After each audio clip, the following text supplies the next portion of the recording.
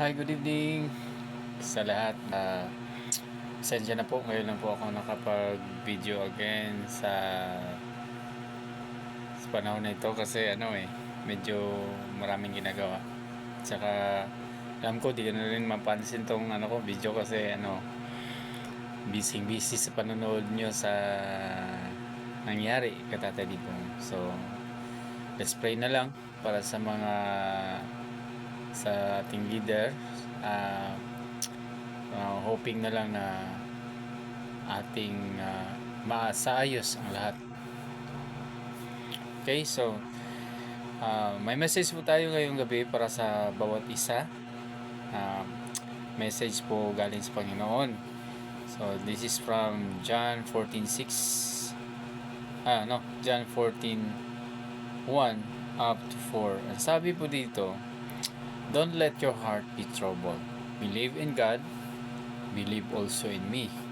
So si Jesus Christ po ang nasabi nito There are many rooms in my Father's house.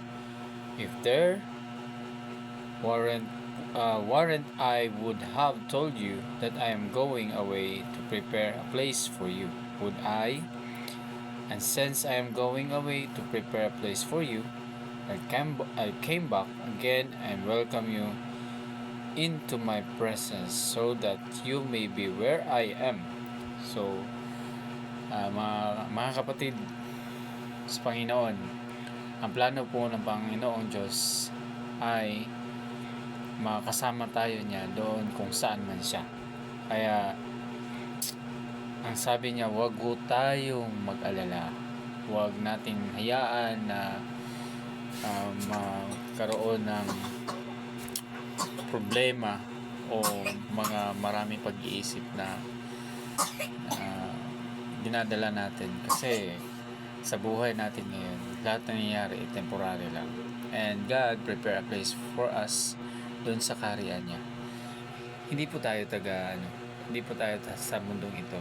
We are the citizens of the kingdom of God. So God bless po sa inyo. I'm hoping po na mapanood nyo tong video na to, and I am hoping na mag-bless naman kayo sa word ng Panginoon.